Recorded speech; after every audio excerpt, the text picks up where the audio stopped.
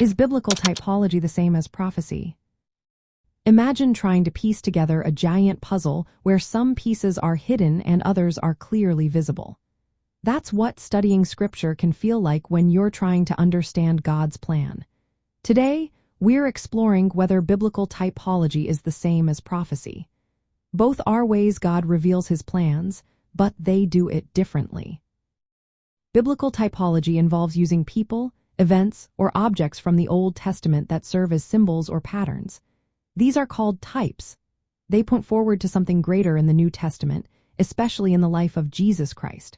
For example, the sacrifice of animals in the Old Testament foreshadows Jesus' ultimate sacrifice. These types are not always obvious at first glance. They requiring interpretation and understanding of the bigger story. When the New Testament confirms that a type has been fulfilled, that fulfillment is called the antitype. Prophecy, on the other hand, is more direct.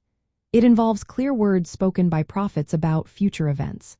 These predictions often include specific details about what will happen and when. For example, many Old Testament prophets spoke about the coming of the Messiah or future judgments.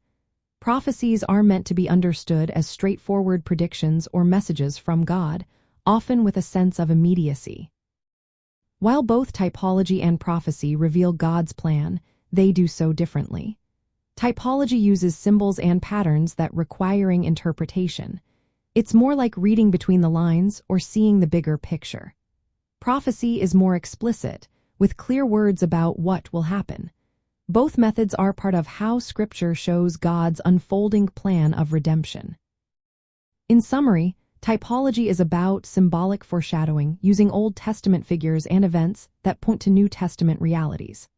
Prophecy involves direct verbal predictions about future events. Both are called prophetic because they reveal God's plans, but they do it in different ways. Recognizing this helps us interpret Scripture more accurately, especially in complex books like Revelation, which uses many symbols and types. Understanding these differences makes Bible study richer and helps us see how God's story is woven through both parts of the Bible.